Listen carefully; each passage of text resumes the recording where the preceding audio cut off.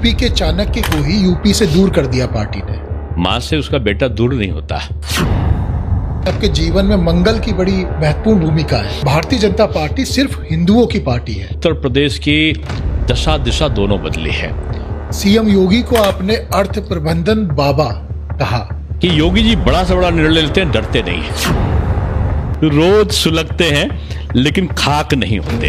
अजीब है या सपने बुझ जाते हैं लेकिन राख नहीं होते। अगर उधर से मारेंगे बम तो घर में घुसकर मारेंगे हम। स्वावलंबी भारत किसी को छेड़ता नहीं, जो छेड़ता है उसको छोड़ता नहीं। राहुल गांधी ने कांग्रेस पार्टी को हार का खिताब दिलवाया है। राहुल जी एक अच्छे इंसान हो सकते हैं, एक अच्छे पॉलिटिशियन नहीं हो सकते। पक्ष की पीड़ा सनातन है, सरकार नहीं। मोदी जी का फोबिया रात को केजरीवाल जी को, दिन में अखिलेश जी को और 24 घंटे राहुल गांधी और खड़गे जी को। विकास उनका मुद्दा नहीं है। यादव कथा करे तो अत्याचार, ब्राह्मण कथा करे तो सदाचार। यूपी के अंदर एक विशेष जाति का बोलबाला है। पारदर्शी सरकार है जिसमें सभी का सम्मान है। सरकार की नई शिक्षा नीति NEP जमीनी स्तर पर कितनी सफल। यूपी के अंदर 5000 सरकारी विद्यालय बंद करे जाए। किसने कह दिया?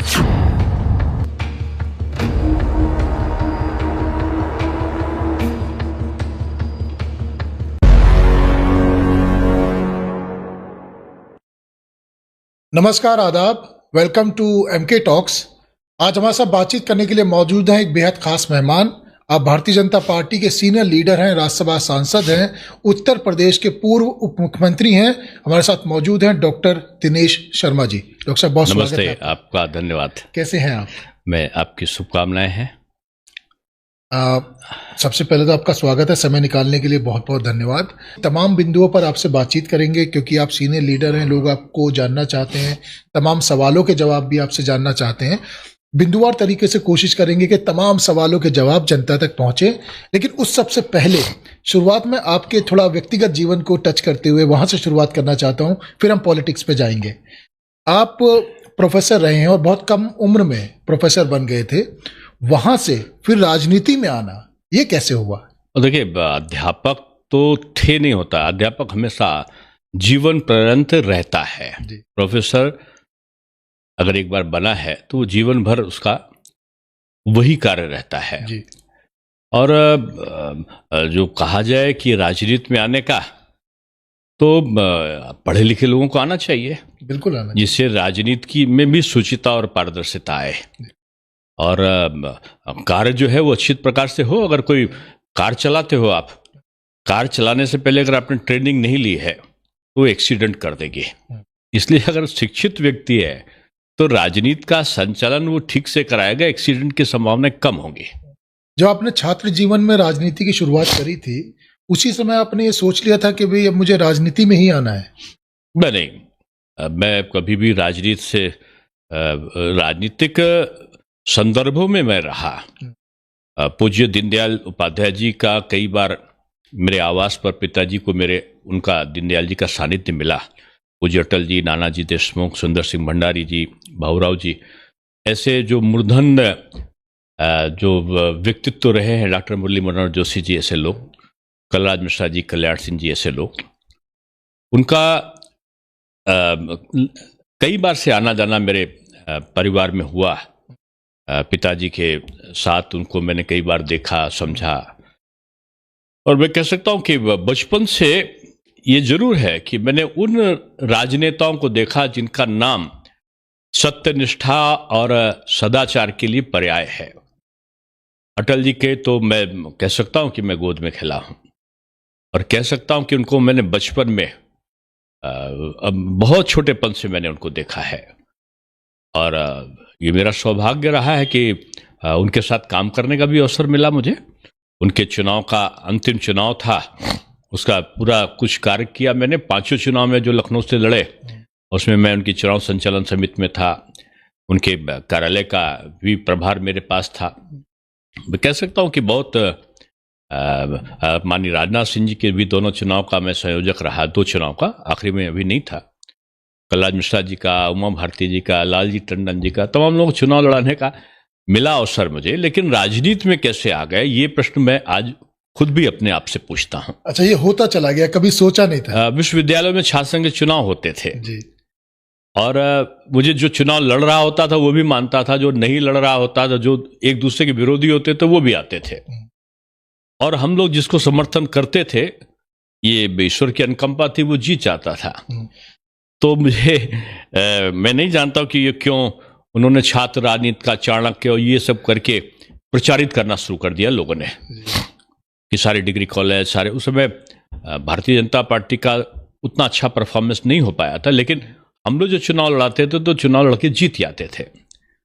तो उन्हीं संदर्भों में मन में उत्कंठा हुई होगी।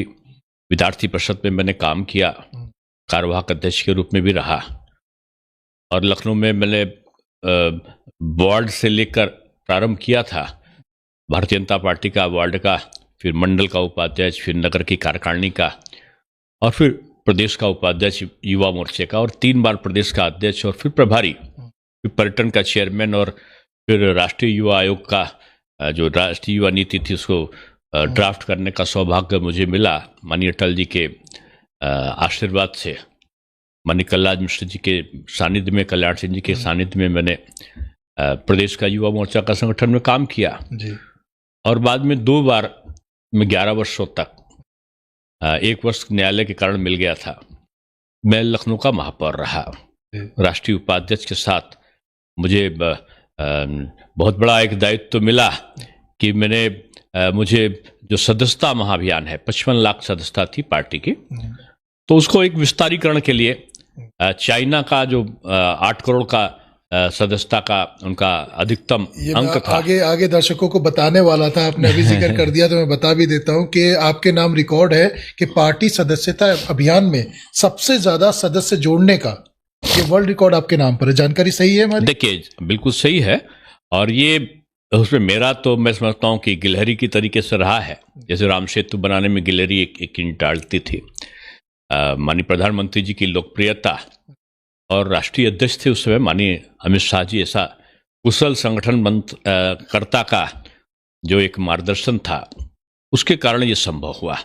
ये मेरा सौभाग्य था कि मैं संयोजक था, उस नाते आप कह सकते हो। और इसी तरीके से चुनाव में जब लड़ा तो विपरीत परिस्थितियां थी। उस समय पहला चुनाव तो माननीय अटल जी आए और एक ही भाषण देकर चले गए, और विपरीत परिस्थितियों में मैं पहला चुनाव जीत गया। दूसरे में तो पूरे प्रदेश में बिल्कुल जितना अच्छा परफॉर्मेंस होना चाहिए था उतना बीजेपी का किन्हीं कारण से नहीं हुआ। माननीय अटल जी अस्पताल में थे, बीमार थे, और मैं चुनाव लड़ना नहीं चाहता था। 1-1.5 साल पहले ही मैंने प्रदेश अध्यक्ष जी को बता दिया था। मेयर के चुनाव की हम बात कर रहे हैं, दूसरा टर्म 2012 का।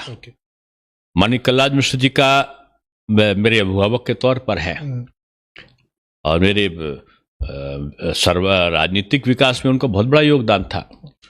तो उनका एक तरीके से आदेशात्मक आया लालजी टंडन जी का और कलराज मिश्र जी का कि आपको चुनाव लड़ना है, किसी कीमत पर लड़ना।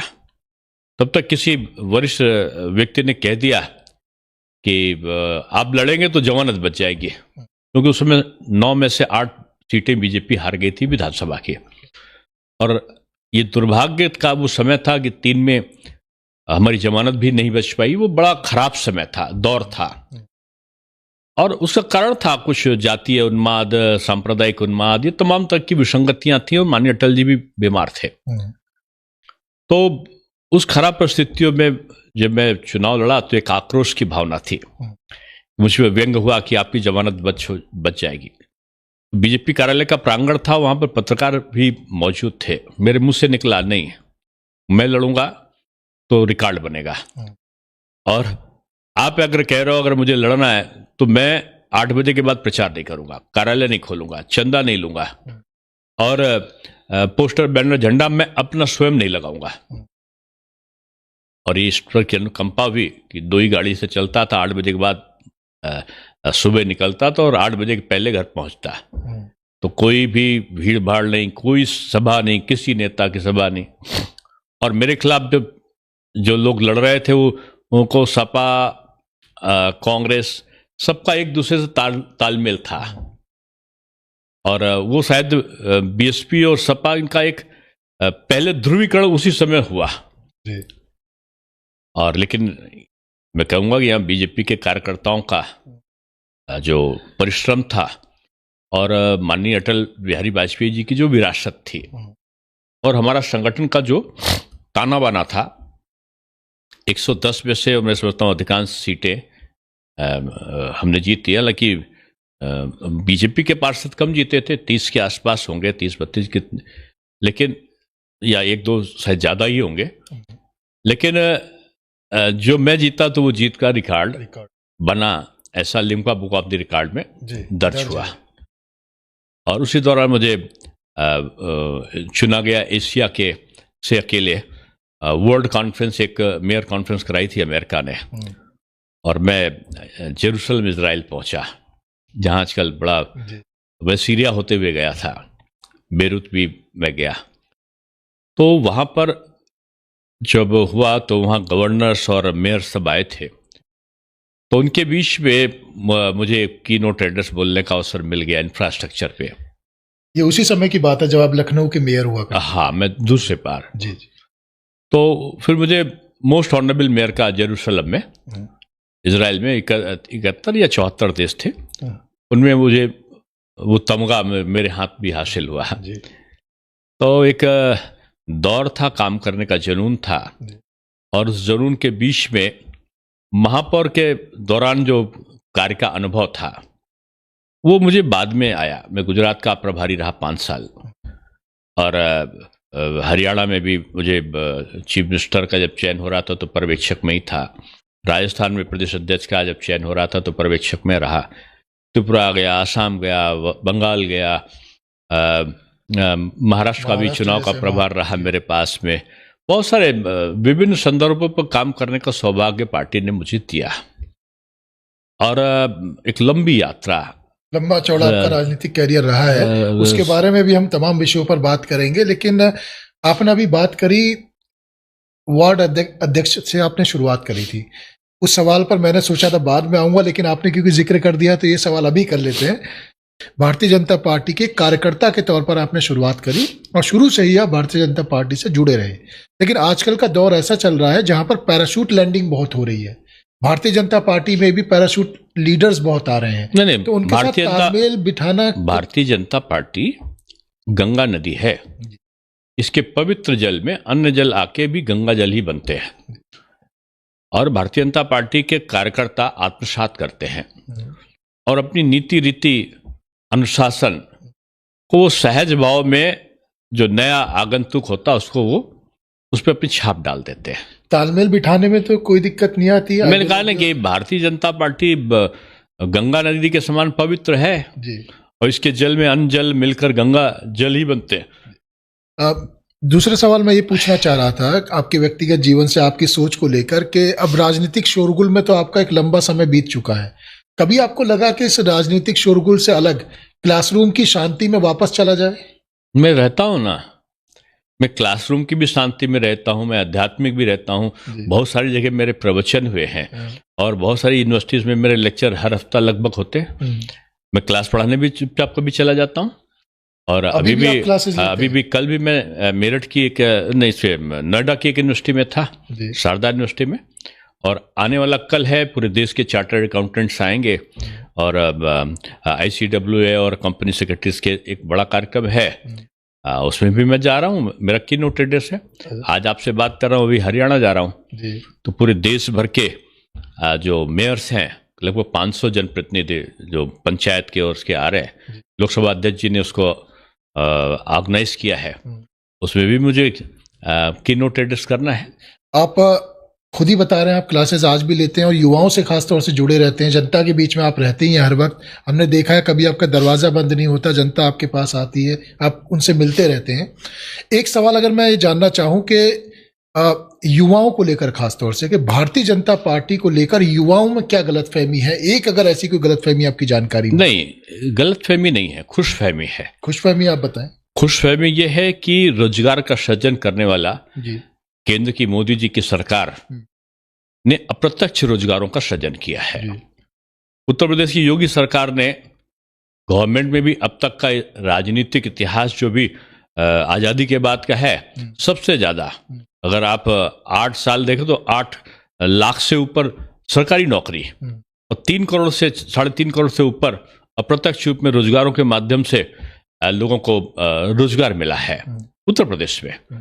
तो ये हाल पूरे देश में अगर आप देखो, अभी skill India, stand up India, startup का इंडिया, और अगर आप डिजिटल इंडिया, क्या है गांव में जहां बत्ती नहीं आती थी, लालटेन वाला गांव आज से 12 साल पहले, आज वो घर घर में जलता हुआ उजाला वाला हाईमास्ट वाला गांव, वो गांव जिसकी पगडंडी पर चलते हुए लोग गाना गाकर निकलते थे कि अब लौटेंगे तो क्या होगा, वो गांव जहां आजमगढ़ और बलिया और देवरिया और मऊ को, जहां लोग कहते थे लड़की की शादी नहीं करना क्योंकि वहां तो जाने में 6 घंटा लगेगा, वो मेरठ मुजफ्फरनगर जो दिल्ली से जाने में 7 घंटा लेता था, अब ये 45 मिनट में और 1 घंटे में जो यात्रा कर रहा है। 12 साल की यात्रा, 12 साल भी नहीं, उत्तर प्रदेश में तो 8 साल की यात्रा।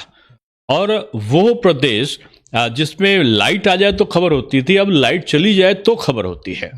कभी सोचा था कि एक्सप्रेसवे होगा, लोग एक आधा एक्सप्रेस बना के चले गए तो कितना प्रचार किया था।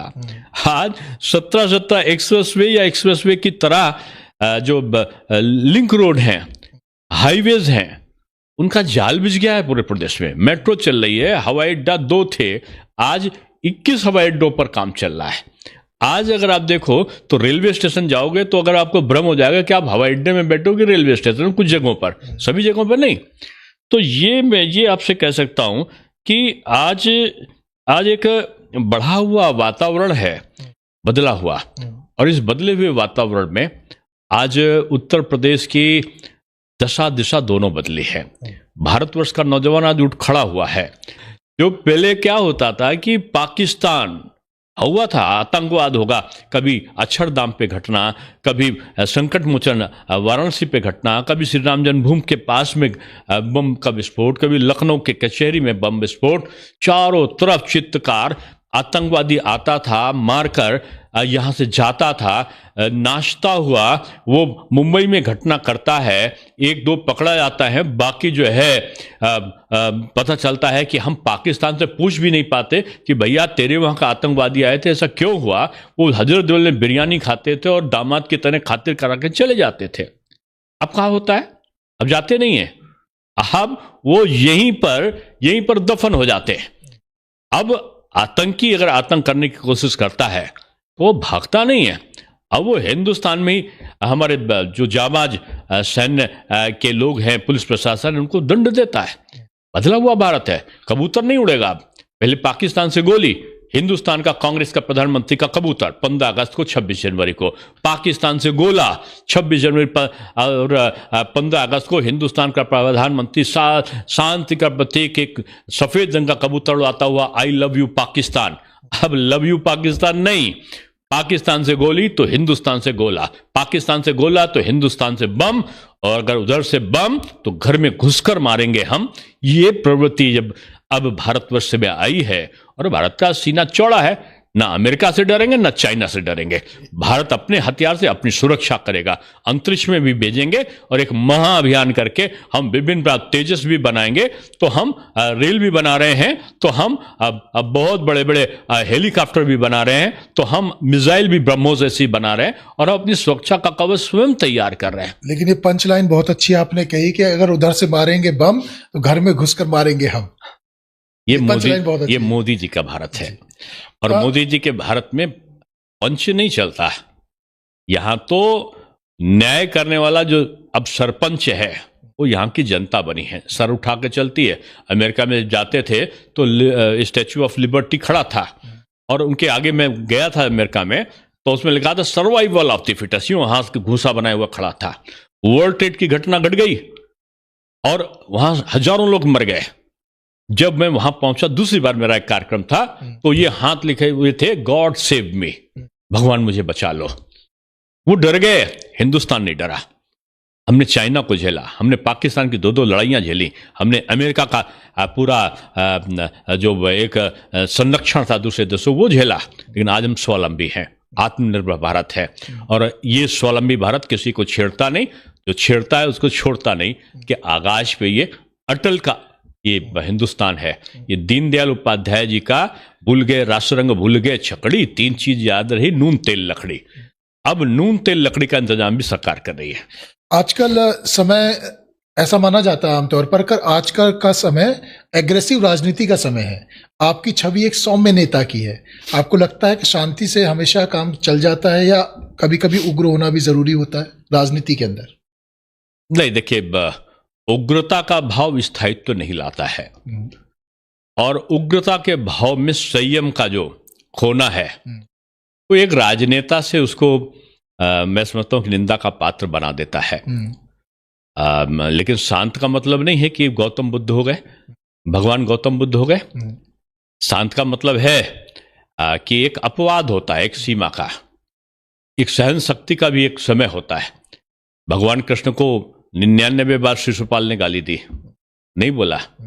फिर उन्होंने पहिया को भगवान कृष्ण ने सुदर्शन चक्र की तरफ घुमाकर उसका फिर उनको वध करना पड़ा। शांति की भी एक मर्यादा और एक सीमा है, लेकिन अशांति के द्वारा ही हम कार्य का निष्पादन कर दें, ये उचित नहीं है। क्या हिंदू विरोधी हैं राहुल गांधी? मैं ऐसा क्यों बोलूंगा? सनातन का विरोध आज के विपक्षी दलों का फैशन है। उनकी मजबूती आज विपक्षी दलों के लिए सबसे बड़ा डर है। डीएमके के अगर नेता को देखो तो कहेंगे सनातन मलेरिया है, डेंगू है, ये समाप्त होना चाहिए। वो कहेंगे राहुल गांधी जी से पूछोगे या उनकी सरकार का एफिडेविट देखोगे, राम काल्पनिक है, राम पैदा ही नहीं हुए। आदरणीय अखिलेश जी का बयान आपने पढ़ा होगा, उनका मैं पूजा नहीं करता।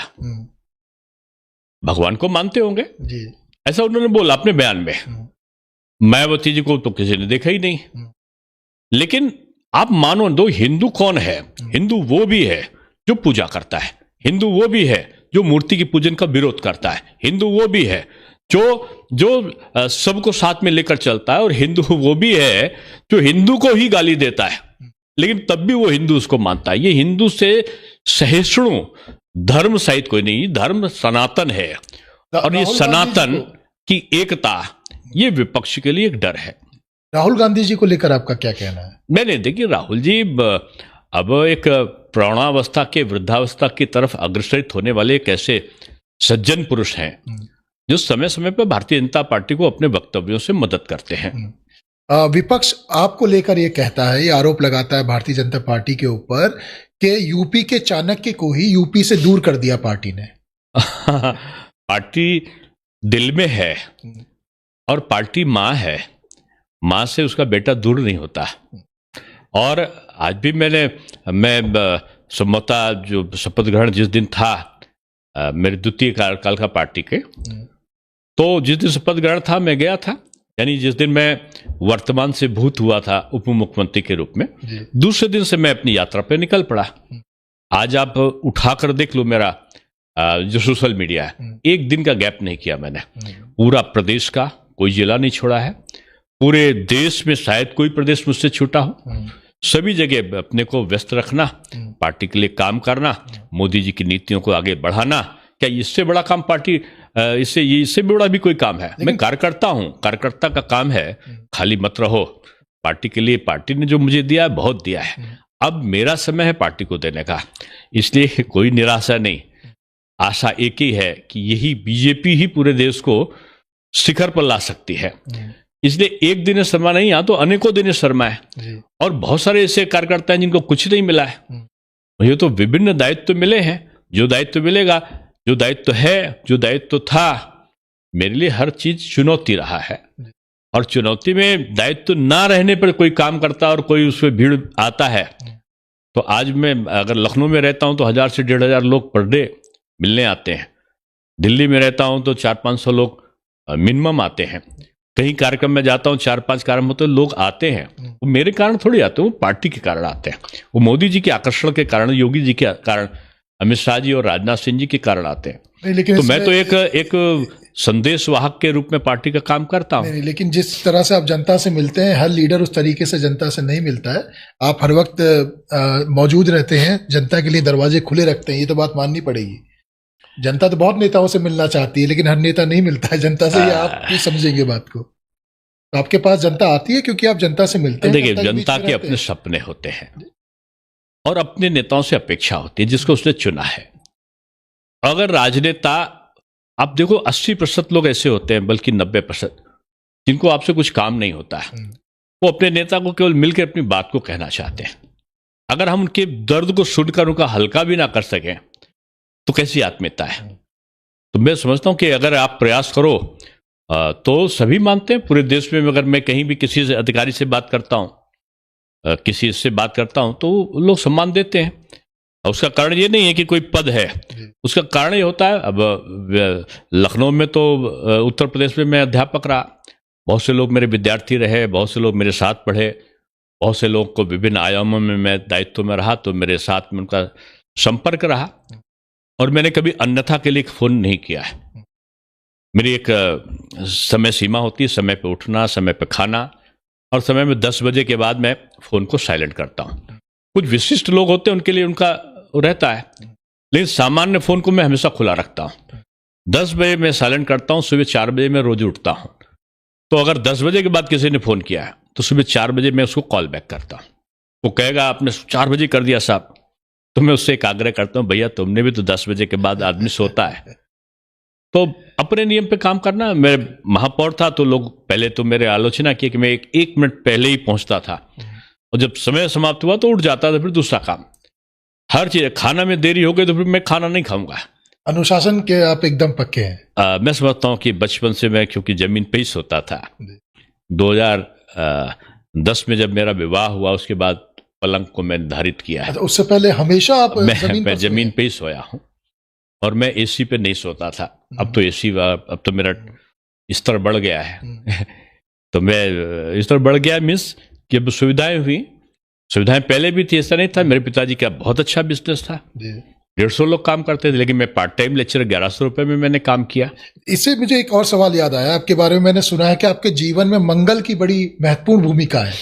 अब मंगल बिल्कुल जन्म से लेकर आज तक सब मंगल ही है।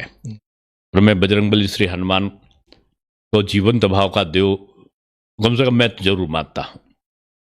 और मैं मानता हूं कि कोई भी व्यक्ति अगर सच्चे अंतर्मन से ईश्वर का ध्यान करे तो ईश्वर की प्राप्ति क्या है, ईश्वर का आशीर्वाद उसे स्नेह मिलता है।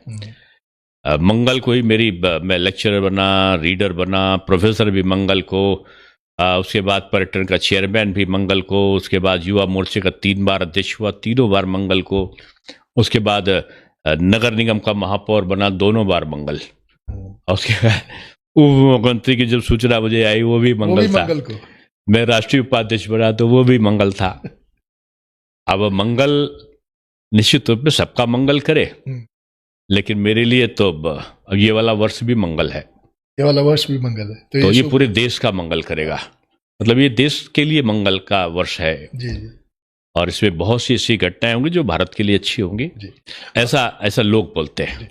प्रधानमंत्री मोदी जी और भारतीय जनता पार्टी के बारे में ये कहा जाता है, और उन्होंने नारा दिया है कि सबका साथ, सबका विकास, सबका सम्मान। इस नारे के साथ वो आगे बढ़ रहे हैं, लेकिन विपक्ष एक आरोप लगाता है, और मुझे लगता है आप सबसे उपयुक्त व्यक्ति है सवाल का जवाब देने के लिए, कि भारतीय जनता पार्टी सिर्फ हिंदुओं की पार्टी है। अब ये वो लोग बोलते हैं जिन्होंने मुस्लिम को विकसित नहीं होने दिया। ये वो लोग हैं, चाहे सपा, बसपा, माकपा, बाकपा, कांग्रेस, आप नीति रीति सिद्धांत देखो, एक भी व्यक्ति ने मुस्लिम पढ़े इसके लिए कोई प्रोग्राम लाया क्या? एक भी दल, एक ने भी ये किया कि इनके में उग्रता का भाव ना आके इनको रोजगार मिले, नहीं किया। एक ने भी ये नहीं किया कि इनको किसी प्रकार का अधिकार नौकरियों में मिले, इनको किसी प्रकार का अच्छा बिजनेस की सहायता मिले, नहीं किया। मोदी जी को वोट दिया या नहीं दिया, ये प्रश्न का समीक्षा और विश्लेषण हो सकता है। योगी जी भगवाधारी हैं, कट्टर हिंदू हैं, इस पर चर्चा हो सकती है, लेकिन योगी जी ने क्या किया, मोदी जी ने क्या किया, इस पर चर्चा क्यों नहीं हुई? उन्होंने सबसे गरीब कौन है यहां पर आया, जाहिर सी बात है अनुसूचित वर्ग और पिछड़े वर्ग की चर्चा है, लेकिन मुस्लिम वर्ग भी बहुत गरीब है। आज अगर 10 किलो राशन मिल रहा है, क्या एक चीज पूछकर मिल रहा है कि भैया तुम मुसलमान हो तुमको नहीं मिलेगा? नहीं है। उनकी अगर 18% की उनकी आबादी है तो 28% लोगों को राशन मिल रहा है। आज आयुष्मान भारत का 18% की आबादी है, 25% लाभ आज मुस्लिम को मिल रहा है। आज मदरसे में पढ़ाई आधुनिकता का प्रवेश हो। क्यों? मदरसे में आप पढ़ाई कराते थे, वो अगर मदरसे की डिग्री आपकी वैल्यू नहीं, एक नौकरी नहीं मिल सकती बच्चे को, चाहे जितना मेधावी हो। वो अगर पासपोर्ट भी बनाना चाहेगा तो मदरसे का जो सर्टिफिकेट है वो काम नहीं आएगा। आधुनिक शिक्षा जब तक बच्चा नहीं पढ़ेगा तब तक कैसे होगा? बीजेपी ने कहा कि एक हाथ में पवित्र कुरान और एक हाथ में आपका कंप्यूटर हो, और बच्चा, मुस्लिम बच्चा भी पढ़े। अगर वो पढ़ेगा, वो वकील बनेगा, डॉक्टर बनेगा, वो चार्टर्ड अकाउंटेंट बनेगा, किसका लाभ होगा? देश का लाभ होगा। नुकसान किसका होगा? जिन लोगों ने उनको अनपढ़ करके, जब चुनाव आया तो लंबी सी एक गोल गोल टोपी पहन ली और अल्लाह अकबर करते हुए वो नमाज के उसमें झूठे बैठ गए बगैर आस्था के, और जाके झूठे में चादर चढ़ाने लगे, और जाकर वो रोजा अफ्तार के नाम पर खा पी कर जाके रोजा अफ्तार में बैठ गए, हिंदू होकर दूसरे में जाके बैठ गए और कहने लगे साहब मुस्लिम के साथ अत्याचार। कहां से अत्याचार भाई? अगर माफिया कोई किसी धर्म का था मान लो, तो उसने सबसे ज्यादा मुस्लिम के साथ ही अत्याचार किया। अब प्रयागराज में अगर आज 200 मकान बना के दिए तो 100 मकान तो मुस्लिम को मिले हैं। वो मुस्लिम की जमीनों पर कब्जा करके भी वहां पर उन्होंने जो वहां के माफिया से बनाया था। योगी जी ने नहीं पूछा। आज बच्चा पढ़े। आज क्यों मुस्लिम का बच्चा दरदोजी का काम करता दिखाई पड़ता है, पंचड़ बनाता दिखता है?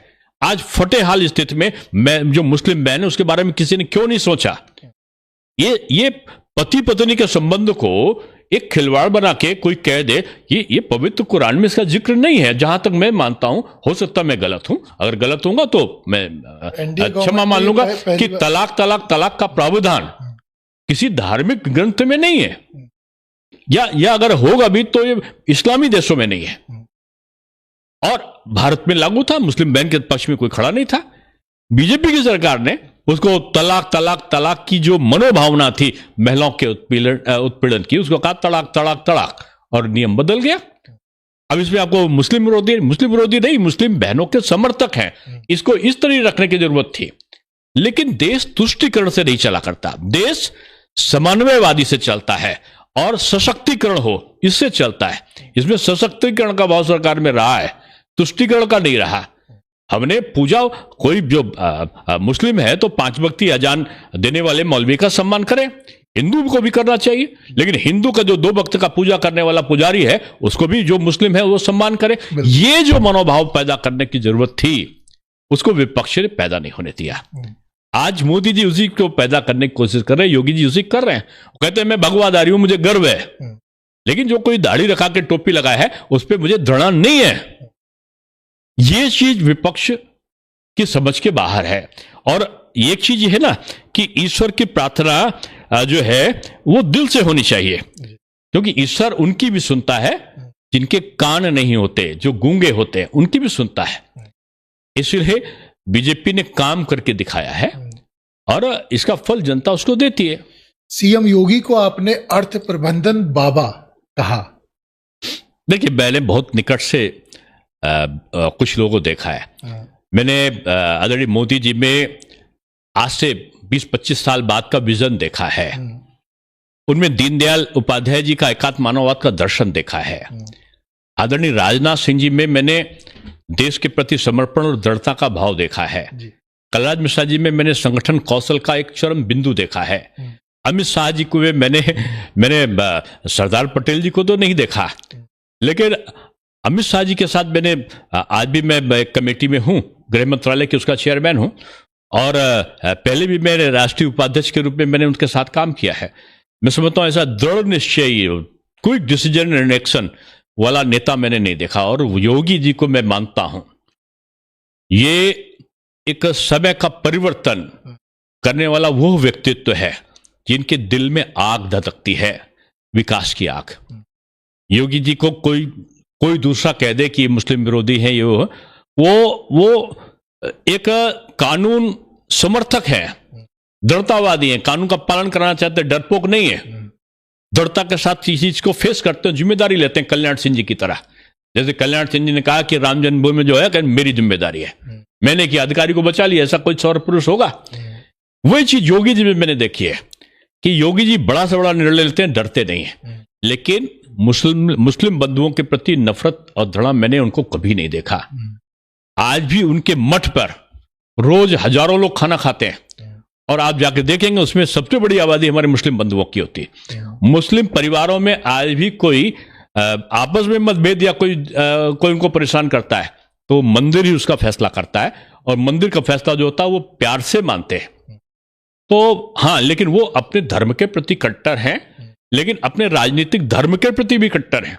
और राजनीतिक धर्म है सबको साथ में लेकर चलना, वो लेकर चलते हैं। अब आप कहोगे कि उन्होंने फलाने को बंद कर दिया, इसको बंद कर दिया, तो उन्होंने हर जाति और धर्म के लोगों के साथ में अपराधी है, न्याय यही है कि सबके साथ समान व्यवहार हो। क्या ये ठीक था कि मुजफ्फरनगर में मकानों पर स्लिप लग जाता थी, आज से मेरा मकान है, लिख दिया जाता था कि 6 बजे के बाद लड़की तुम्हारी अगर निकली तो जिम्मेदारी तुम्हारी है, खुला जो तुम्हारा दरवाजा है 6 बजे के बाद वो मेरा है, और बंद दुकान तुम्हारी और खुली दुकान हमारी। अब वो नारा नहीं होता। 8 साल में एक दंगा नहीं हुआ, न जातीय दंगा न सांप्रदायिक दंगा। फिर भी योगी जी मुस्लिम विरोधी कैसे हो सकते? दंगा होता था तो क्या हिंदू कोई नुकसान होता था? वो गरीब मुसलमान जो बेचारा प्रतिदिन की रोटी खा के करता था, कर्फ्यू में कह के दिन भूखा रहा, उससे नहीं पूछा किसी ने। ये लड़ाने वाले विपक्ष के जो लोग हैं ना, ये केवल रोटी सेकना चाहते हैं राजनीति की, और मुस्लिम वोटों के बल पर उनका ध्रुवीकरण करके चुनाव आएगा तो लगेगा कि शायद इनसे बड़ा कोई भी स्वप्न दिखाने वाला नहीं है। हम लोग तो कहते हैं रोज सुलगते हैं लेकिन खाक नहीं होते, अजीब है या सपने बुझ जाते हैं लेकिन राख नहीं होते। मेरा सपना यही है कि मिलकर लोग चले, आपस में काम करें और देश की प्रगति में एक सहभागिता बढ़े। आपने राहुल गांधी के बारे में ये कहा कि राहुल गांधी ने कांग्रेस पार्टी को हार का खिताब दिलवाया है। नहीं, देखिए, आदरणीय राहुल जी को मैं एक अच्छा व्यक्ति, अच्छा इंसान मानता हूं। आलोचना के शब्द अपने हो सकते हैं।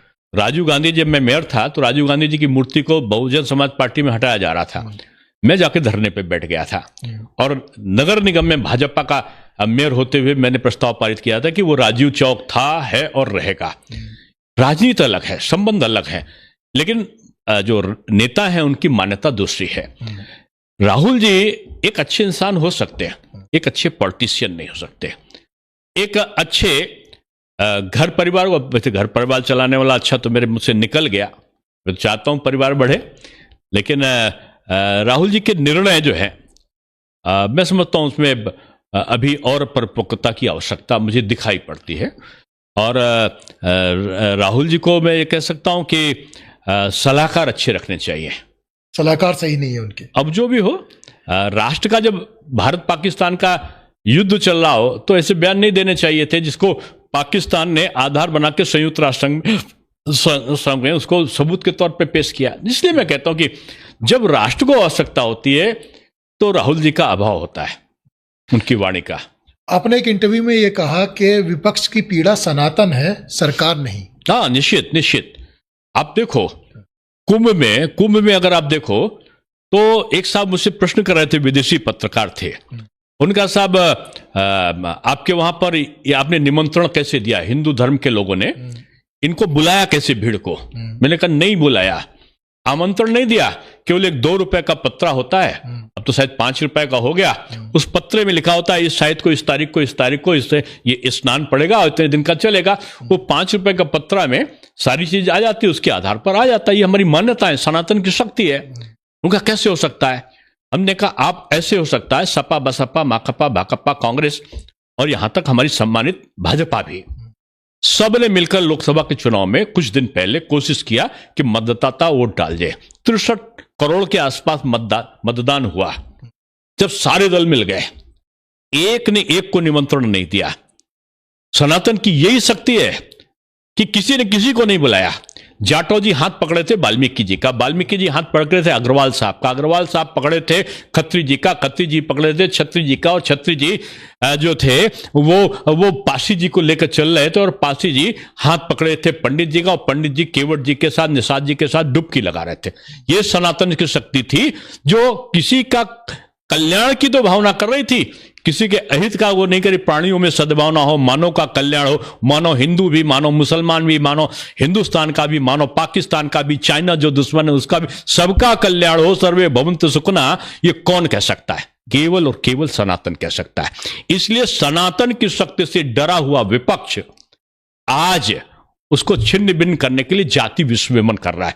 पहले छत्री पर आक्रमण हुआ, एक सांसद जी को मेरे सामने कहा गया समाजवादी पार्टी के राणा सांगा के बारे में, महाराणा सांगा हमारी अस्मिता का प्रतीक, उनके बारे में अपशब्दों का प्रयोग हो गया और इतिहास से अलग हटके। क्यों? क्योंकि इसमें कहेंगे उद्देलन होगा और किसी प्रकार की घटना घटी तो अनुसूचित और छत्री हो जाएगा। नहीं सफल हुआ। उसके बाद आपने देखा सीए में हिंदू मुस्लिम हो जाए, नहीं हुआ। महिला ट्रिपल तलाक पे हिंदू मुस्लिम हो जाए, नहीं हुआ। अब वक्फ बोर्ड में कहा जल जाएगा, आग लग जाएगी, नहीं हुआ। 370 में कहा कि भारत बढ़ जाएगा, पाकिस्तान में चला जाएगा, कश्मीर अलग हो जाएगा, गृह युद्ध हो जाएगा, नहीं हुआ। पतंगा ने पर नहीं मारा, सब कुछ ठीक हो गया। आप ये चले कि पंडित जी को तोड़ लो, तो जगह जगह वीडियो के इनके चल गए, क्लिप चलने लगे कि इस ब्राह्मण पे अत्याचार, उस ब्राह्मण के मूछ के साथ खिलवाड़ हुआ, उसके खिलाफ हुआ, फलाना ब्राह्मण के साथ हुआ कि ब्राह्मण भाजपा का अगर मतदाता है तो वो नाराज हो जाए, नहीं हुआ। उसके बाद उन्होंने लगा कि अब भी ब्राह्मण को ही यादव भी बजाने लगा। कुंभ के बाद सनातन की शक्ति में था कि यादव जी भी हाथ पकड़े थे पंडित जी का, तो ये हुआ कि अब इसको तो अलग कर दो। फिर एक नया आजकल मैं आपको बता रहा हूं आपके चैनल को कि अब ये पॉलिटिकल पार्टी पहले नीति रीति सिद्धांत के आधार पर लड़ते थे, अब ये चुनाव की एजेंसियां आती हैं, नैरेटिव तैयार करती हैं। नैरेटिव तैयार करने में एक मैं गुजरात का इंचार्ज था, एक अनुसूचित वर्ग के बेचारे व्यक्ति को कोड़ा मारते हुए एक व्यक्ति दिखाया गया क्षत्रिय समाज का।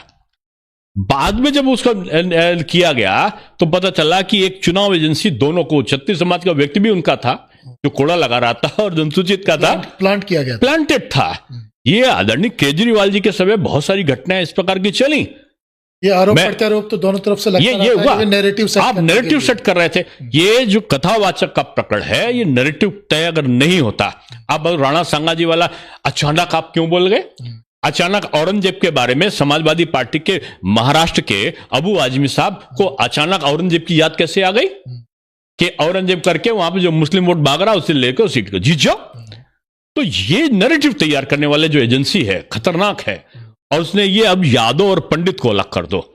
ये कृष्ण सुदामा की दोस्ती भूल गए, ये भूल गए कि वो भगवान परशुराम जो ब्राह्मणों के आराध्य हैं, भगवान परशुराम के 3 शिष्य थे।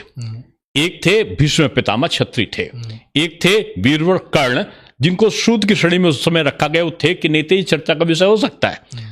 तीसरे जो शिष्य थे वो थे गुरु द्रोणाचार्य जो ब्राह्मण थे। यानी 3 जाति के अलग अलग लोग भगवान परशुराम के शिष्य थे जिनको शस्त्र की शिक्षा सिखाते थे। लेकिन उन्होंने सबसे प्रिय दिव्य अस्त्र किसको दिया? जो दिव्य अस्त्र था वो सुदर्शन चक्र, उन्होंने यदुवंशी योगी कृष्ण भगवान श्री कृष्ण को वो सुदर्शन चक्र आसुरी प्रवृत्तियों के नाश के लिए दिया। तो इनका तो दोस्ती, ये यादव और ब्राह्मण की दोस्ती तो बड़ी प्रगाढ़ है, ये टूट ही नहीं सकती है। ये कथावाचन के लिए और किसी के लिए टूटेगी क्या?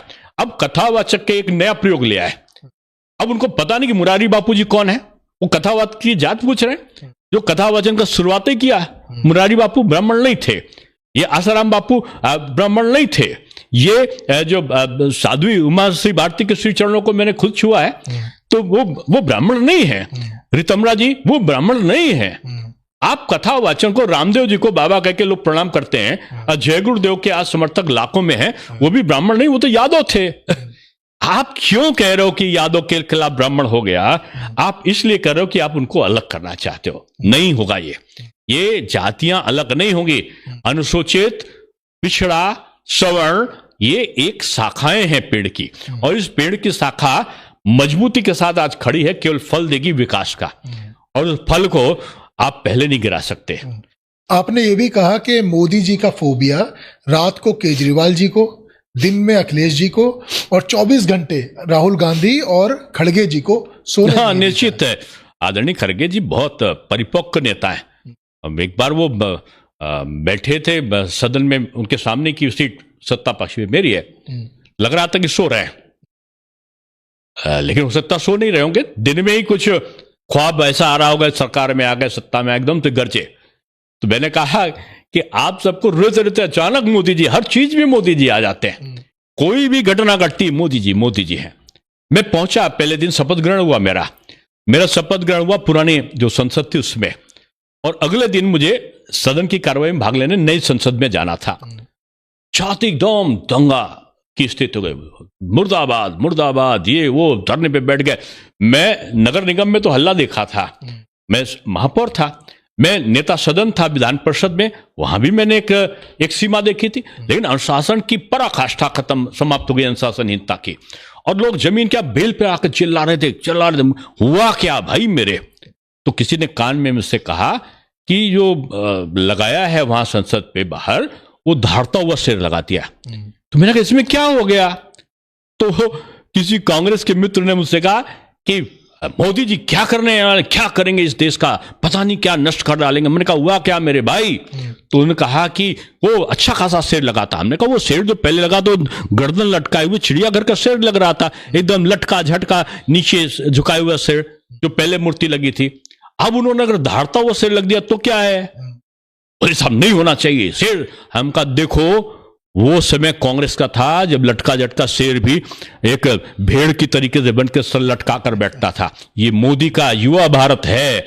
अब शेर भी जो है वो दहाड़ता हुआ होगा कि अगर छेड़ दिया तो झपट्टा मारकर तुमका प्रतिकार करने की हिम्मत रखता है। ये मोदी का देश है। तो वो हंसे भी, लेकिन बाद में काम पे कहने लगे यार लगा तो मुझे भी अच्छा था, लेकिन अब मुझे विरोध करना था तो मुझे करना है।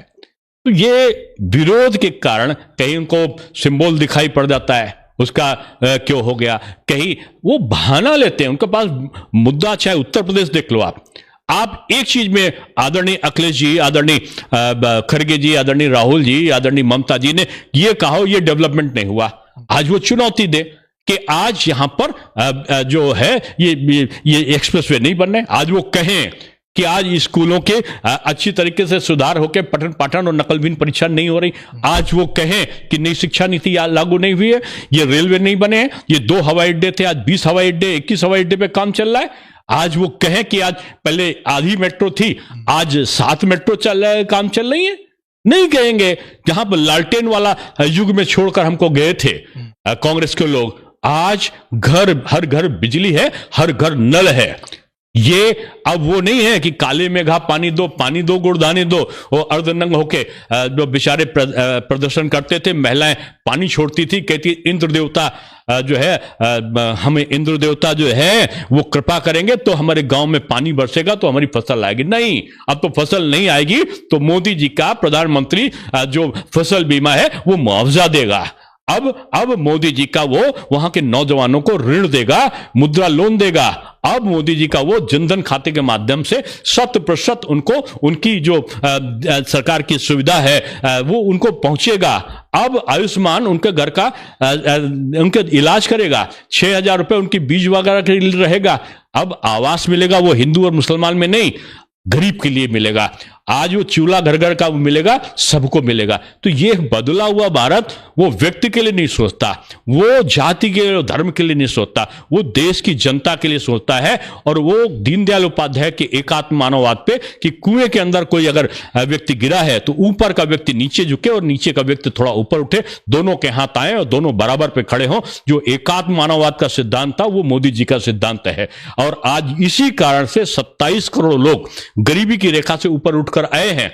आदरणीय राहुल जी को इस पर भी टिप्पणी करनी चाहिए, खड़गे जी को इस पर भी बोलना चाहिए। यहां पर 8 करोड़ लोगों को उत्तर प्रदेश में रोजगार के आज उन्होंने वो दिए है। आदरणीय अखिलेश जी को भी बोलना चाहिए, वो क्यों नहीं दे पाए? तो ये नहीं बोलेंगे, मायावती जी नहीं बोलेंगी, ये ममता जी नहीं बोलेंगी। क्यों? क्योंकि विकास उनका मुद्दा नहीं है। मुद्दा उनका है कि कितने लोग, उनका तृणमूल कांग्रेस का एक मंत्री कल बयान दे रहा था कि जो भी अभी महिला के साथ में बलात्कार हुआ है तो उनका ये छोटी सी घटना है। हाँ, छोटी सी घटना तुम्हारे लिए है। एक मां के साथ, एक बहन के साथ अत्याचार हो, ये वो हिंदुस्तान है। द्रौपदी से आज अत्याचार हुआ तो 100 कौरवों का नाश हो गया। सीता जी का अपमान हुआ तो 1 लाख पूत 100 लाख नाती जे के घर में दिया ना भाती।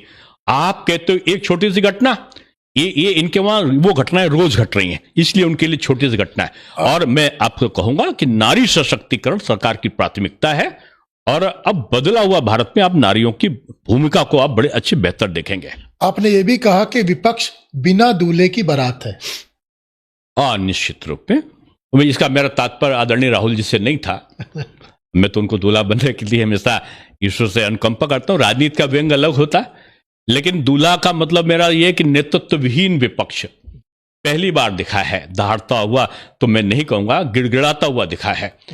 और इतनी बार राजनीति में एक बार कोई हार जाता दोबारा टिकट नहीं मिलता। और इनका हार का इतिहास आप देखो, इंदिरा राजीव जी के बाद कांग्रेस जीत नहीं पाई, और लगातार वही गांधी परिवार के नेतृत्व में हार रहे हो। फिर वही गांधी के नेतृत्व हारने के बाद जो ठीकरा है वो दूसरे बेचारे जो छोटे राजनेता होते हैं उन पर जाता है, और फिर वही भैया जी हो, वही बहनी जी, वही आदरणीय माता जी सोनिया जी वही फिर से नेतृत्व करने लगते हैं। ये उनका अपना आंतरिक विवाद है। लेकिन कांग्रेस अस्तांचल में जाती हुई वो पार्टी मुझे दिखाई पड़ती है कि जो 100 साल पुरानी जर्जर इमारत है राजनीति की, और वो इमारत कभी भी भारतीय जनता पार्टी की बरसात में कभी भी ढह सकती है। ये भी लोग पूछना चाह रहे हैं, जानना चाह रहे हैं, बहुत दिनों से क्यूरियोसिटी है, और अब बीजेपी के सीनियर लीडर ने शायद जवाब दे पाए। हालांकि अभी आप जवाब नहीं देंगे, लेकिन फिर भी मैं सवाल पूछ लेता हूं। बीजेपी का अगला मुखिया कौन? देखिए, बीजेपी कैडर बेस्ड पार्टी है। आज आपको मैं चुनौती दे रहा हूं, आप बताओ बीजेपी का अगला अध्यक्ष कौन होगा। लेकिन अगर आपसे आप कहोगे कोई ना कोई कार्यकर्ता होगा, आप यही बोलोगे। और अगर आपसे मैं पूछूंगा समाजवादी पार्टी का अध्यक्ष कौन होगा, तो आप कहोगे 15वीं बार आदरणीय अखिलेश जी होंगे। आपसे मैं पूछूंगा कौन होगा, तो आप कहोगे गांधी परिवार का कांग्रेस में कोई होगा। आपसे पूछूंगा तृणमूल का कौन अध्यक्ष होगा, आप कहोगे ममता जी होंगी या तो अभिषेक बैनर्जी होगा। मायावती जी के वहां कौन होगा, आप कहेंगे कि या तो भतीजा जी होंगे आनंद जी, या आदरणीय मायावती जी होंगे। बीजेपी में आप बताओ कौन अध्यक्ष होगा, नहीं बता पाओगे आप, क्योंकि ये कैडर बेस्ड पार्टी है, ये कार्यकर्ताओं की पार्टी है, ये कार्यकर्ताओं की मेहनत से सींची हुई। ये पंडित दीनदयाल उपाध्याय जी, श्यामा प्रसाद मुखर्जी, अटल बिहारी वाजपेयी और लालकृष्ण आडवाणी ऐसे, मुरली मनोहर जोशी ऐसे लोगों के द्वारा सिंचित है। ये सुंदर सिंह भंडारी और कुशाभाऊ ठाकरे जी की वो पार्टी है जिसको कल्याण सिंह जी ऐसा शेर ने दहाड़ा था, कल्लाज में ऐसे संगठनकर्ता ने उसको सींचा था, लालजी टंडन जी ऐसे व्यक्ति ने सौम्य और शालीनता के साथ उसका रख रखाव किया था। ये आसान पार्टी नहीं है। अमित शाह जी और मोदी जी के नेतृत्व में ये अब वटवृक्ष बन चुकी है। जिस घटना का आपने अभी जिक्र किया उसी से जोड़कर विपक्ष एक सवाल बार बार पूछ रहा है, आप इस पर अगर फिर दोबारा कुछ कहना चाहें कि यादव कथा करे तो अत्याचार, ब्राह्मण कथा करे तो सदाचार। अब उनको मैंने बता दो दिया कि जय गुरुदेव को प्रणाम क्यों करते हो, यादव नहीं है क्या? आदरणीय जो मुरारी बापू जी हैं वो कौन सी जात के हैं? और खुद यादव, अगर आप भगवान, हम तो भगवान मानते हैं, कृष्ण जी को जाति से नहीं मानते, लेकिन आप ये कहते हो हम यदुवंशी कृष्ण के वंशज हैं। अगर भगवान कृष्ण यदुवंशी थे तो उनकी गीता का अगर प्रतिपादन ब्राह्मण करता है, कौन पाप कर रहा है? ब्राह्मण ने तो हमेशा दूसरों को राज्य कराया है, कभी अपनी सत्ता में नहीं ली है। उसके हाथ में केवल शास्त्र है, ज्ञान है, ब्रह्मांड का एंटीना होता है, शिखाधारी के साथ जनेऊ होता है। और ये हमेशा कहानी में आएगा, एक गरीब ब्राह्मण था, एक गरीब, उस गरीब ब्राह्मण के पीछे क्यों पड़े हो? गरीब स्वाभिमानी है, ये जान लो, चैतन्य भाव का है, वो जान लो। वो शादी भी करता है तो मंगल कामना आपकी करता है।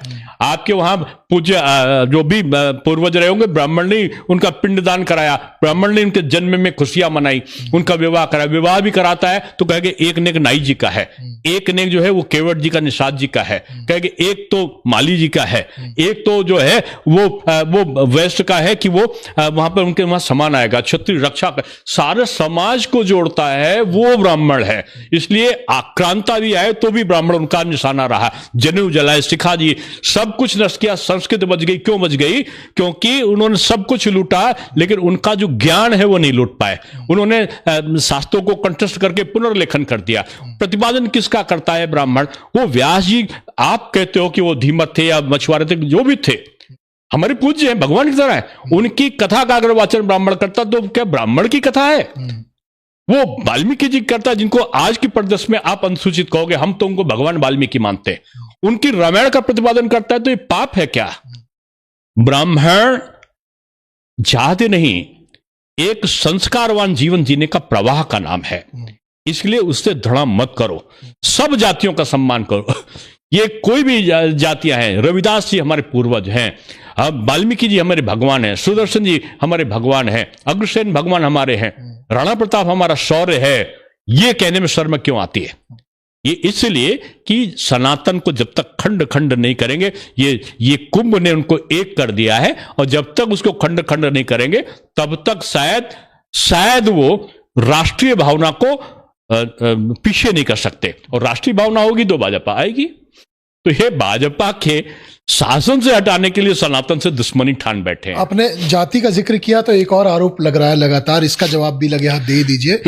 यूपी के अंदर एक विशेष जाति का बोलबाला है, बाकी किसने कह दिया आपको? किसने कह आरोप दिया? लगाता है विपक्ष। पहले ये भी आरोप लगा रहा था, पहले आरोप लगा रहा था कि राजेंद्र तिवारी जी वहां के चीफ सेक्रेटरी थे, अवनीश अवस्थी गृह सचिव थे, दिनेश शर्मा जो थे उप मुख्यमंत्री, ये भी ये बोलते थे। ये योग्यता के आधार पर अगर किसी का चयन होता है तो उसको जाति से नहीं जोड़ना चाहिए। और मैं समझता हूं कि पहली बार पारदर्शी सरकार है जिसमें सभी का सम्मान है। आप एजुकेशन सेक्टर से आते हैं, प्रोफेसर हैं, शिक्षा मंत्री भी रहे हैं, तो आप सबसे उपयुक्त हैं इस सवाल का जवाब देने के लिए। ये भी बता दीजिए कि सरकार की नई शिक्षा नीति NEP जमीनी स्तर पर कितनी सफल हो रही है? 100%। मैं उस शिक्षा नीति में मैं विशेष आमंत्रित के तौर पर जो उसका निर्माण हो रहा था, तो मैं भी कई बार उसके निर्माण में अपना विचार रखने के लिए प्रस्तुत हुआ हूं जी। और पहली बार इतनी गहराई से माननीय मोदी जी के मार्गदर्शन में एक एक बिंदु को, शिक्षा को रोजगार से कैसे जोड़े, संस्कार को कैसे लाए। आज क्या है, विकृति क्यों आ रही है? आज नीला ड्रम देख लेता है तो आज पति शादी करने से विमुख हो रहा है, मुसल देख लेता है डर जाता है। कितने लोग हैं, माता पिता अपने बेटे की शादी नहीं करा रहे हैं, कितने हैं अपनी बेटी की शादी नहीं करा रहे हैं, उस जला दी जाती, कुछ और हो जाता। ये विकृति पति पत्नी के संबंधों का विकार क्यों पैदा हुआ, जिसमें 7 फेरे लेंगे तो 7 जन्म पति पत्नी रहेंगे जो होता था, आज वो विवाह करने से क्यों डर रहे हैं? क्योंकि इन लोगों ने संस्कार नहीं आने दिया। शिक्षा नीति का मूल मंतव्य बचपन से ही संस्कार डालकर और उसको रोजगार परक शिक्षा के रूप में परिवर्तित करना, ये जो है, यानी भारत अपना स्वावलंबी भारत बन सके, अपने आधार पर अपनी आवश्यकताओं के अनुसार अपनी नीतियों का निर्धारण करने में सफल हो सके, ये शिक्षा नीति का मूल आधार है। यूपी के अंदर 5000 सरकारी विद्यालय बंद करे जा रहे हैं। किसने कह दिया? ये आम आदमी पार्टी ने प्रदर्शन किया है भाई, से लेकर। ये लोग, मैंने कहा नैरेटिव वाले लोग हैं, नैरेटिव तैयार करो और हो, अगर अच्छा करने का कोई उपक्रम चल रहा हो तो उसको कह देंगे, तो हो रहा है। चलिए, एक छोटा सा रैपिड फायर है आखिर में, छोटे छोटे में बस आप जवाब दें प्लीज। राज्यसभा में भाषण देना ज्यादा मुश्किल या परीक्षा में पेपर चेक करना? राज्यसभा में भाषण देना। राजनीति में कौन सा दिन सबसे ज्यादा थकाऊ होता है, चुनाव का या बजट का? निश्चित रूप में बजट का। आपका सिग्नेचर डायलॉग या पंचलाइन क्या है? नहीं, मेरा तो एक ही पंचलाइन रहता है कि देश के लिए जितना आप समय दे पाओ दो, और मन को खाली मत रखो, दिमाग को अपने को व्यस्त रखो, क्योंकि खाली दिमाग में आपको तमाम लोगों की बुराई करने की जगह मिल जाएगी। नेता बनने के बाद कौन सी चीज सबसे ज्यादा मिस करते हैं? परिवार के साथ समय बिताना। अगर शिक्षा नीति पर फिल्म बने तो आपका रोल कौन निभाएगा, पंकज त्रिपाठी या अनुपम खेर या कोई और है? नहीं, किसी का कोई रोल नहीं होता, और हर व्यक्ति का रोल एक सामान्य व्यक्ति का होता है, और सामान्य व्यक्ति ही वो रोल करता है। ठीक है, तो यानी अगर कोई ऐसी फिल्म बनी आपके ऊपर, शिक्षा नीति के ऊपर, तो सामान्य व्यक्ति को रोल करे उसे? नहीं, देखिए, मैं मेरे ऊपर नहीं बननी चाहिए, बल्कि शिक्षा के उन आधारों पर बननी चाहिए। ये जो मैं है ना, वही सारे खराबी की जड़ है, और जब तक ये मैं रहेगा तब तक हम नहीं बन पाएंगे। हम मतलब सबको मिलाकर चलने की प्रवृत्ति की तरफ ध्यान देना है, अपने पर बजाय ये सरकार पर बननी चाहिए, सरकार की नीतियों पर बननी चाहिए। आज के नेताओं में कौन सबसे अच्छा मीम मटेरियल है? मीम मटेरियल मतलब जिससे लेकर सोशल मीडिया पर मजाक बनाया जाता है। नहीं, मैं नेताओं का उपहास अच्छा नहीं मानता। अगर आपको राजनीति छोड़नी पड़े तो अगला प्रोफेशन क्या चुनेंगे, मोटिवेशनल स्पीकर या यूट्यूबर? अभी भी मैं अध्ययन अध्यापन करता हूं, अभी भी मैं पढ़ाता हूं, अभी भी मैं लेक्चर्स देता हूँ, चाहे आर्थिक विषय पर बोलता हूँ, मैं सामाजिक विषय पर भी बोलता हूँ, मैं धार्मिक विषय पर भी बोलता हूँ, मैं राष्ट्रीय विषय पर भी बोलता हूँ। ये मेरा शौक है, जगह जगह जाना, कार्यक्रम करना, लोगों के बीच में बैठना, 1 मिनट खाली नहीं रहना। आपके पास टाइम मशीन हो तो किस दौर में जाना चाहेंगे, विद्यार्थी जीवन या मंत्री पद वाला समय? नहीं, मंत्री पद मेरी आकांक्षा कभी नहीं रही है जी। और ये ईश्वर की अनुकंपा और पार्टी के वरिष्ठ लोगों का आशीर्वाद था।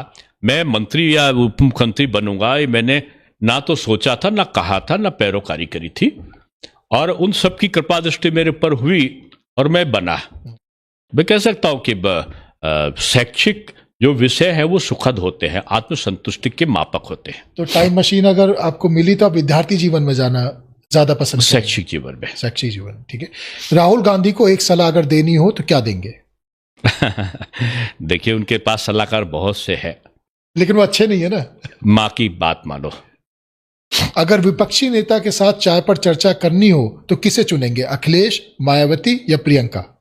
नहीं, देखिए, मैं तो सभी को, तीनों को अच्छा मानता हूं। एज ए विपक्ष का नेता मैं किसी का बुराई नहीं करता हूं, और आदरणीय प्रियंका जी भी मैच्योर्ड है, लेकिन वो कभी बैठी नहीं है किसी वार्ता में। आदरणीय मायावती जी को भी मैंने गंभीरता से बात करते देखा है, और अखिलेश जी के साथ मेरी कई बार वार्ता हुई है, और वार्ता में शब्दों का जो आदान प्रदान हुआ है वो एक दूसरे के प्रति सम्मान भाव में हुआ है, क्योंकि मैं नेता सदन था और वो विपक्ष के नेता के तौर विधान परिषद में थे, तो उन्होंने अच्छे प्रश्न उठाए और मैंने अच्छा उसका जवाब दिया, और दोनों ने एक दूसरे की तारीफ करी। तो मैं सभी को अच्छा है, जो विपक्ष का नेता है मैं किसी को खराब नहीं मानता। आपके हिसाब से सबसे तेज दिमाग वाला सांसद कौन है? अब मैं किसी एक का नाम लूंगा तो खराबी होगी। आज की राजनीति जनसेवा या सोशल मीडिया शो? जनसेवा होना चाहिए, लेकिन आजकल इसका उल्टा है, ये सोशल मीडिया शो ही है। मैं काम करता था, मैंने प्रचार नहीं किया, और बाद आज मेरा वो प्रचार हो रहा है, तो मुझसे किसी बड़े राजनेता ने कहा, साहब आपने तो अलंकार योजना लागू करी, आपने तो प्राइवेट यूनिवर्सिटी बिल बना दिया, आपका शुल्क नियंत्रण अधिनियम पे अभी माननीय न्यायालय ने कहा कि इससे अच्छा कोई देश में नहीं हुआ, आपने पाठ्यक्रम बदल दिया, आपने नकलविहीन परीक्षा में सीसीटीवी कैमरा उन्हीं से लगवा दिया जो नकल करा रहे तो वही लोग लगा दिया, आपने 1 अरब 30 करोड़ बचा दिया, आपने प्रचार क्यों नहीं किया? तो मैंने कहा मैं तो काम कर रहा था। काम तो उन्होंने कहा नहीं साहब, आप काम करिए ना करिए, लेकिन प्रचार जरूर काम मैं नहीं कर सकता। पहले था कि नेकी कर और कुएं में डाल, मैं उस संस्कृत का था, लेकिन अब आजकल क्या है, नेकी कर और अखबार में डाल, अब तो यूट्यूब में डाल और आपके पॉडकास्ट में डाल। अब बदल गया ना समय, तो अब बदलते हुए समय पे शायद मैं अब पुराना हो गया हूं। लेकिन लोगों तक पॉलिसीज पहुंचनी चाहिए। मेरा काम है काम करना, जी जी, और लोगों का काम है मेरा विश्लेषण करना। मैं निंदा से नहीं डरता, मैं वही काम कर सकता हूं कि ना मैं किसी की निंदा करूं, ना किसी का अहित करूं। मेरे लिए सभी प्रिय है, ना जाति है, ना धर्म है, ना दल है, लेकिन एक चीज जरूर, राष्ट्र मेरे लिए सर्वप्रथम है, पार्टी मेरी आत्मा है, और पार्टी के कार्यक्रम और नीतियों सिद्धांतों के अनुसार मैं काम कर सकूं, ये मेरा सपना है। अगर आप जादूगर होते तो सबसे पहले किस नेता को गायब करते? मैं राष्ट्रवादी नेता को उत्पन्न कर देता, और मोदी जी ऐसा जो नेता तो पैदा नहीं हो सकता, लेकिन उनकी विचारधारा वाले नेताओं को मैं जरूर सज्जित कर देता जादू से। मैं गायब करना तो, अब जो हिंदुस्तान में रहे हो हिंदुस्तान को गाली दे, हिंदुस्तान में रहे हो जातीय फैलाए, हिंदुस्तान में रहे हो जो सांप्रदायिकता फैलाए, ऐसे नेता को तो जनता गायब करती है, जादूगर थोड़ी गायब करेगा, जनता गायब कर देगी। अगर संसद एक स्कूल होती तो सबसे शरारती स्टूडेंट कौन होता? अब मैं तृणमूल का नाम नहीं लूंगा। नाम नहीं लेंगे? तृणमूल कांग्रेस का और डीएमके का नाम नहीं लूंगा। ठीक है, तो किसी और का नाम ले लीजिए। अब हो गया ना, आप समझ लीजिए बात को। आपके अनुसार राजनीति में सबसे बड़ा डायलॉग बाज कौन है? बहुत सारे हैं, और बहुत सारे लोग जो है डायलॉग का ही खाते हैं, और लेकिन अब उनका नाम लेना भी एक सांसद की मर्यादा का उल्लंघन होगा। योगी जी अचानक आपको फोन करें और कहें चलो अभी प्रचार पर, आप क्या कहेंगे? वो करते हैं ना, चला गया मैं। रात को मैं था संभवतः मैं था मथुरा में, और उनका तुरंत आगरा जाओ। और तुरंत आगरा से आप, मेरी सभाएं हो रही थी रात को, और कहा कि रात को ही आज आपको मुजफ्फरनगर करना है। एक दिन में 5 सभा में 4 सभा कर चुका था 22 के चुनाव में, और योगी जी का अचानक फोन आया कि तुरंत जाओ आप। तुरंत फिर बाई रोड भागा, 11 बजे रात को पहुंचा, फिर रात को नहीं कर पाया तो सुबह किया फिर सभा। तो होता है ऐसा, तो आप तुरंत निकल जाते हैं। नेता का योगी जी के रूप में है तो सौभाग्य है, लेकिन कोई भी नेता होगा उसका बात मानना एक कार्यकर्ता का बिल्कुल कर्तव्य है। आपके कॉलेज के जमाने का निकनेम क्या था और अब क्या है? मैं और राहुल गांधी जी एक ही हूं, दोनों पप्पू है। पप्पू बोलते थे कॉलेज में? कॉलेज में नहीं, घर में मेरी माता पिता मुझे पप्पू कहते थे, इसलिए मैं राहुल जी को स्नेह भाव से देखता हूं। लोग जब कहते हैं एक पप्पू आ गया तो मैं कहता हूं एक नहीं 2 पप्पू है। पढ़ाई के बहाने सबसे ज्यादा क्या किया? कभी बंक मारा, मूवी देखी, घूमे या सोए? नहीं, मैंने मूवी बहुत कम देखी है। मैं हमेशा कुछ ना कुछ नया चीज पढ़ता था। टिप्स जो होते थे, महापुरुषों के जीवनियां होती थी, इस प्रकार की पढ़ना मेरा शौक रहा है।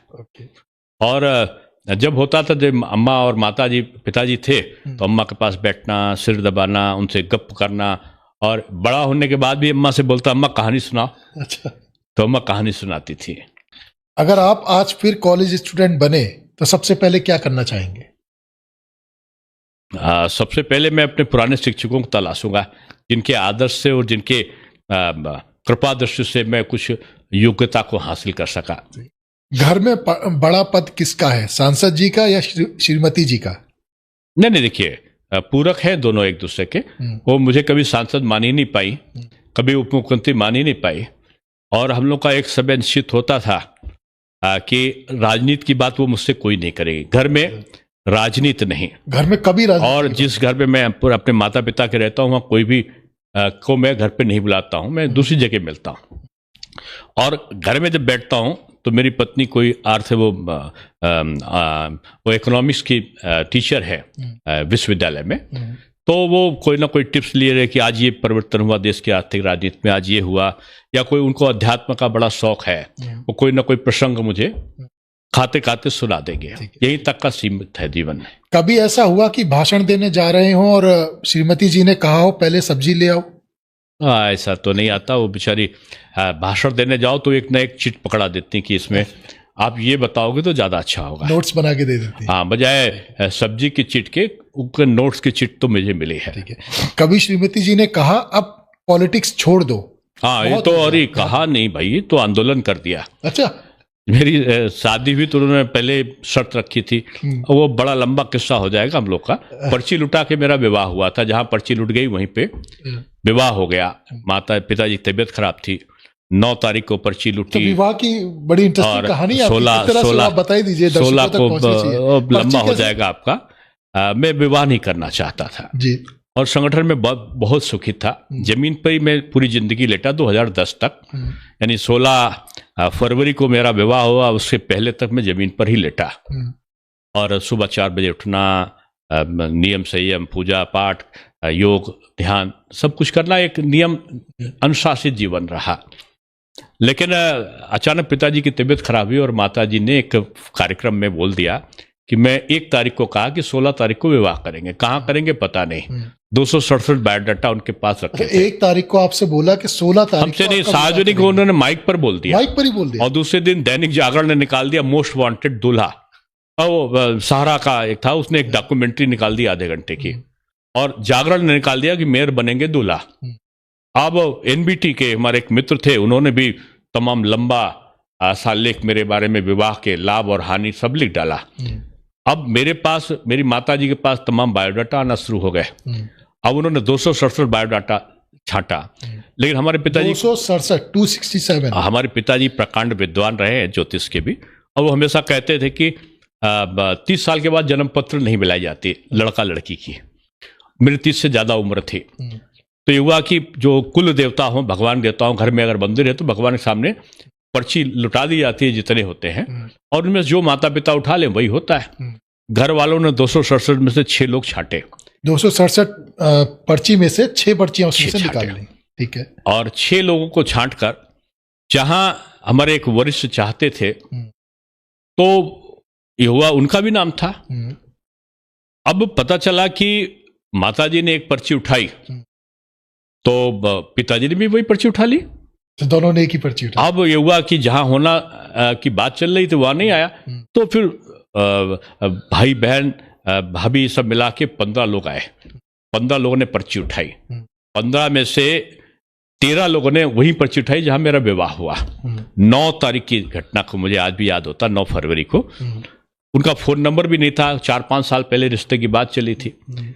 जब उनका नंबर लेके कहीं से बात हुआ तो उनके भाई का विवाह था उस दिन, तो उनसे पूछा गया भाई से कि आप तैयार हैं? तो तैयार थे ही, बगैर शादी का कपड़ा भी तैयार नहीं था। आदरणीय कलराज मिश्र जी के बेटे का विवाह था 15 तारीख को, 15 फरवरी। कलराज जी ने एक टेलीविजन में कह दिया कि दिनेश मेरा दूसरा बेटा है, वहीं से उसका विवाह होगा। हम लोग विवाह में कोई कार्ड नहीं, किसी को फोन नहीं, कुछ नहीं, और मैं समझता हूँ 20,000 से ऊपर लोग। तो 9 फरवरी को यह तय हुआ और 16 फरवरी को फिर आपकी शादी हुई। 15 तारीख को तिलक, 14 फरवरी को कलराज जी के बेटे का विवाह था, और आदरणीय कलराज जी ने कहा कि दिनेश भी मेरा बेटा है, उसका भी वहीं से होगा। तो वही मंडप सजा, वही सारा सजा। फिर मैंने तो मंदिर में, खाटू श्याम जी के मंदिर में मेरा विवाह हुआ, लेकिन लोग आए थे। अगर शंकराचार्य जी थे तो नदवा के इमाम भी थे, अगर कांग्रेस के बड़े नेता थे तो समाजवादी और बहुजन समाज पार्टी के नेता भी थे।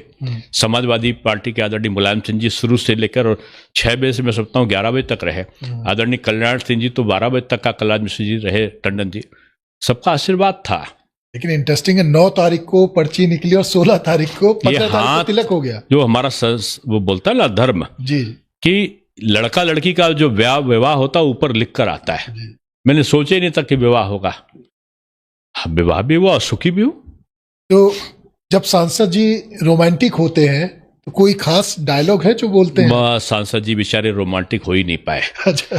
क्योंकि वो समय के पहले तीसरे चौथे में था तो हाई स्कूल इंटर की किताब पढ़ता था। बड़े लोग मुझे कंधे पे लेकर गुरुजी करके चलते थे। बाद में जब मैं छात्र जीवन को पढ़ के जा रहा था, एमकॉम करते ही टॉप किया था अपने वहाँ पर, और तुरंत ही लेक्चरर बन गया पार्ट टाइम। तो जब हमको खेलने की उम्र और घूमने की उम्र थी तो मैं टीचर बन के पढ़ाता था। पढ़ाते पढ़ाते मैं पदों पर आ गया, तो कभी ये रोमांस और इस प्रकार की चीज़ों को तो शायद मैं किताबों में या पिक्चरों में ही देख पाया। स्कूल में सबसे बड़ी शरारत जो आज भी याद आती है? नहीं, मैंने शरारत नहीं करी, और टीचर मुझे बहुत मानते रहे। आखिर में अगर आप एमके टॉक्स के माध्यम से दर्शकों को कोई मैसेज देना चाहते हैं, कुछ कहना चाहते हैं, तो प्लीज कह सकते हैं। देखिए, बहुत विपरीत परिस्थितियों में हमारा देश चला है, और इस देश की विभिन्नता में एकता का जो समन्वयवादी दृष्टिकोण है वही हमारे में रक्षण भाव पैदा करता है। तमाम देशों की नजर हमारे तरफ इसलिए है कि भारत विकसित राष्ट्र की तरफ बढ़ रहा है, चौथी अर्थव्यवस्था बन चुका है। इसलिए आप सबसे मेरा करबद्ध प्रार्थना है, आप कहां वोट देते हो, किसको देते हो, ये विषय नहीं है। आप राष्ट्र के लिए अपना संकल्पित भाव रखो, और हमेशा इस जातिवाद से दूर रहना, इस संप्रदायवाद से दूर रहना। एक निष्ठ भाव में मेरा राष्ट्र मेरा गौरव है, इन संभावना के साथ आप मिलकर चले, यही मेरा आपको संदेश है। एमके टॉक्स का तो मैं पहली बार, वैसे तो आपने शुरुआत एक बार और किया है मेरे साथ जी, सबसे पहला आप ही का किया था, लेकिन बहुत आपने अच्छा किया होगा ऐसा मैं मानता हूं। तभी से मैंने अच्छा किया होगा ऐसा नहीं, आपने अच्छा किया होगा। इससे पहले बहुत रीच मिली थी, और आप जिस प्रकार से सहज भाव में उगलवा लेते हैं बहुत सारी बातें जो नहीं कहना चाहता था मैं निजी जिंदगी की भी, वो भी आपने कहलवा लिया। निश्चित रूप में आपकी ये बातें दूर तक एक सकारात्मक दृष्टिकोण पैदा करें, और मैं समझता हूं कि एमके टॉक्स इसमें सफल है। बहुत बहुत धन्यवाद डॉक्टर साहब, आपने समय दिया, सारे सवालों के बहुत ही बेबाकी से जवाब दिए, आपका बहुत बहुत आभार, बहुत धन्यवाद आपका। तो ये थे हमारे साथ भारतीय जनता पार्टी के वरिष्ठ नेता, सांसद, उत्तर प्रदेश के पूर्व उप मुख्यमंत्री डॉक्टर दिनेश शर्मा जी, जिन्होंने तमाम सवालों के बहुत ही बेबाकी से जवाब दिए। अभी के लिए बस इतना ही। अगले एपिसोड में मिलेंगे नए मेहमान के साथ। आप देखते रहिए, फॉलो करते रहिए, सब्सक्राइब करते रहिए एमके टॉक्स। नमस्कार, आदाब।